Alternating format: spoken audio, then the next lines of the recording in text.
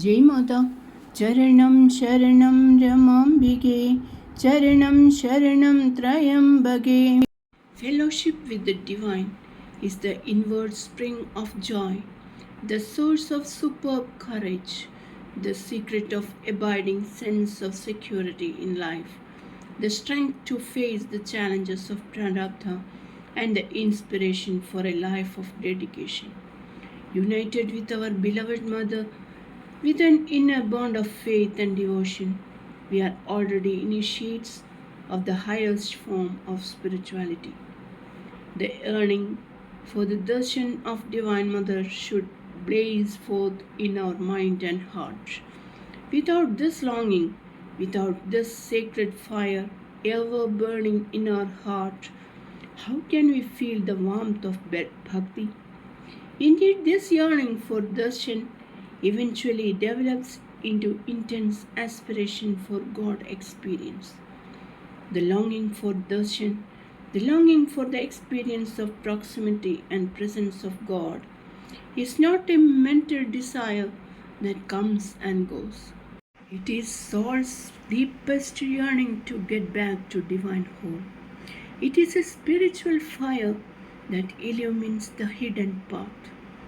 Once this longing dawns, once this sacred fire is kindled, it does not set, it does not get extinguished, but due to spell of Maya, the deluding potency, clouds may appear on the mental horizon and cover up the awakened fervor.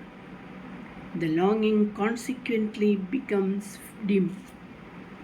Forgetfulness, earthly entanglements, attachments to personal affinities, all these are obstacles in the development of yearning.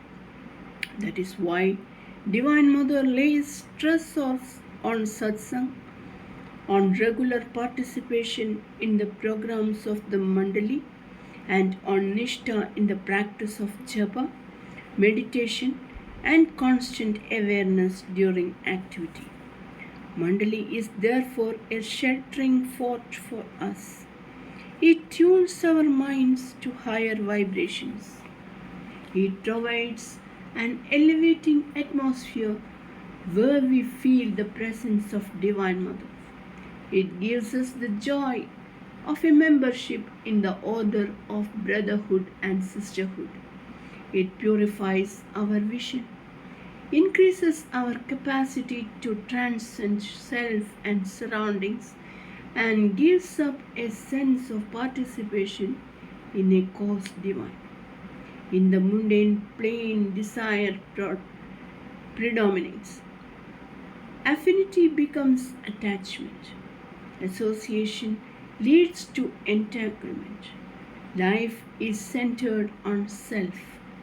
Activity is with selfish motive. One becomes a prisoner of home, a slave of Prakriti. For such a person, there is no goal higher than welfare of self and family. In such a limited sphere of love, how can there be peace, joy, and spiritual elevation?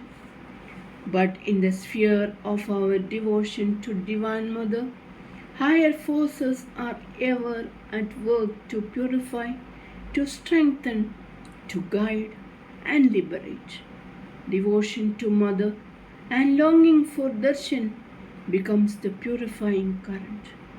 When this devotion deepens and the longing becomes intense, desires fall off, leaving us purer and holier.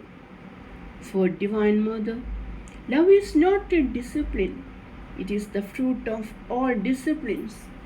Well, this love is the peak of blessedness, reaching which man becomes free and immortal. But until we reach the summit, we must climb, we must march on, fixing the mind and heart on the divine lotus feet. Therefore, to us, devotion is a discipline, and it is steadfastness in this discipline that takes us further and further on the pathway to God.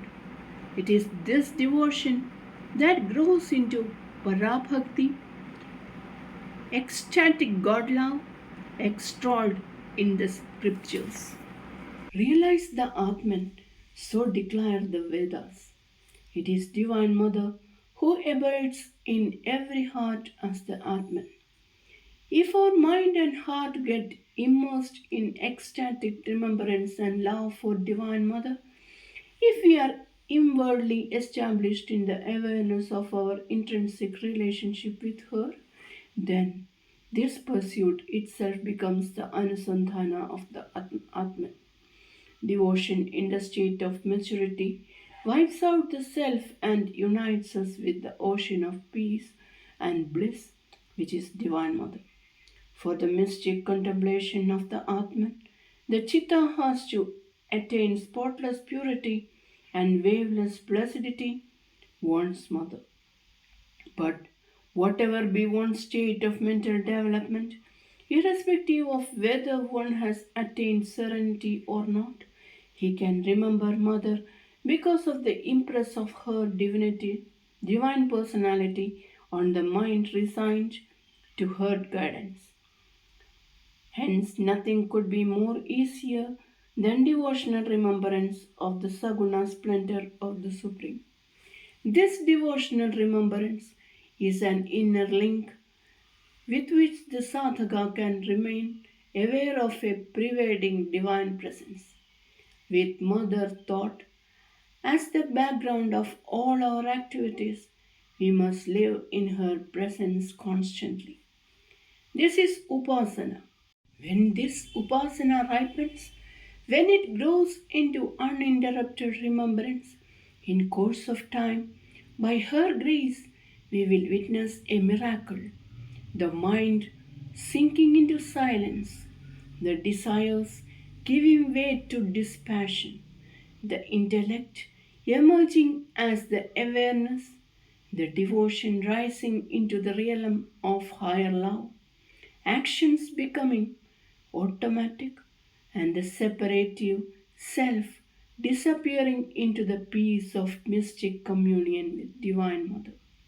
So long as self persists, true love is beyond our experience. But we have before our vision the visible embodiment of the dimensionless ocean of love, our deity of adoration.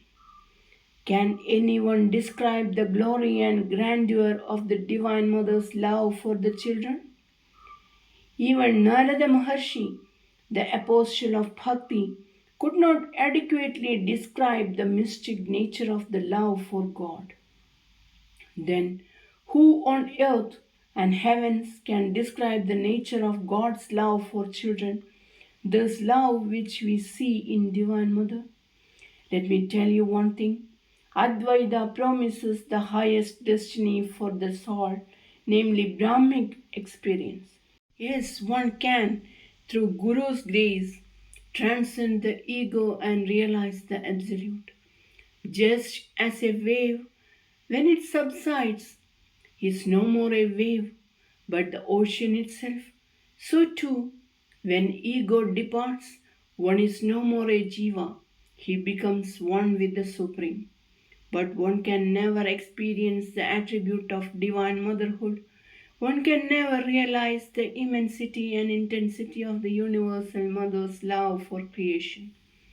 Divine Mother alone knows the nature of this heart, the nature of this love for children.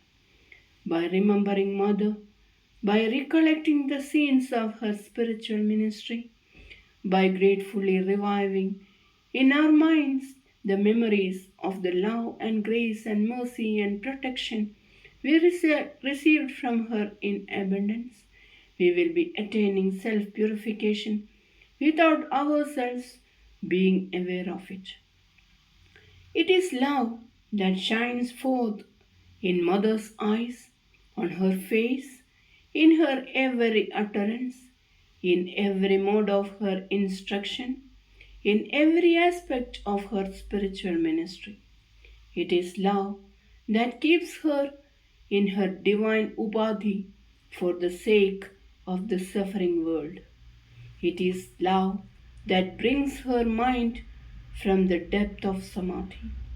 Impelled by love alone, does she emerge from her solitude and seclusion to the midst of her children who are in need of her verbal guidance and the caressing touch of love. For her, love and sacrifice mean the same.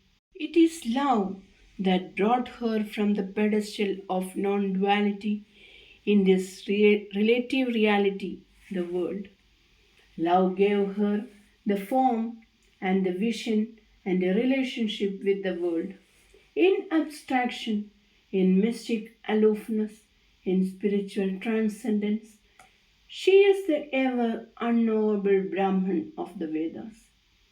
In concreteness of form, in ecstasy of relationship with the universe of mortals, in the state of embodied radiance of love, she is our mother, the mother of the universe, the mother of praying and sacrifice, the mother of power and wisdom, ever with us in our joys and sorrows, and easily accessible to hearts of devotional longing.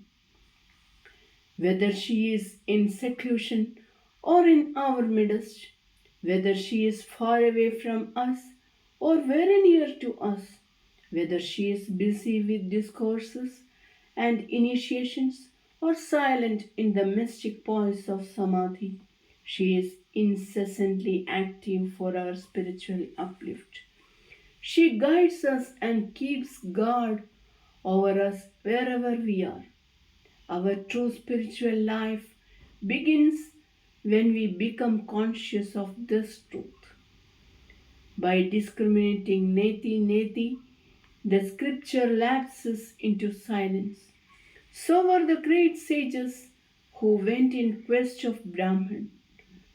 For us, children of Divine Mother, even by thinking of her form, her words, her bhavas, her leelas, her samadhis, her smiles and expressions, her attributes and her attainments, the mind reaches the state of inward, inexpressible silence. This is the power of faith in Saguna Brahman incarnated on earth. This is the miracle of devotion. Dhyana and yoga and samadhi and siddhi are angels ever ready to serve the goddess of bhakti. Charanam Sharanam Ramambige Charanam Sharanam Trayambage Jai Mata.